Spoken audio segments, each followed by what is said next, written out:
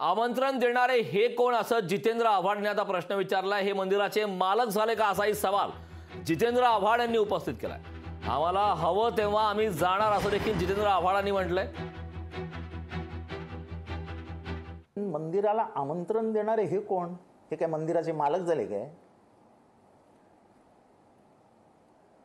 रामाचा सातबारा काय यांच्या बापजाद्यांच्या नावावर आहे काय? राम पूर्ण देशाचा आहे। भगवान श्रीराम, मर्यादा पुरुषोत्तम श्रीराम, रामलल्ला हे शब्द प्रत्येकाच्या मनात आहेत, हृदयात आहेत। हे रामचं जे मार्केटिंग करतात ना निवडणुका आल्या की त्याच्यातला हा प्रकार आहे। आणि तुम्ही कोण आम्हाला आमंत्रण देणार आहे? त्यामुळे तुमच्या आमंत्रणाचा विचार करून मग आम्ही येऊ असं जर तुम्हाला वाटत असेल तर विसरून जा। आम्हाला जेव्हा यायचंय तेव्हा छाती ठोकून येऊ, रामाचं दर्शन घेऊन घरी येऊ। लोकशाही मराठी ऐका, पहा, जागरूक रहा।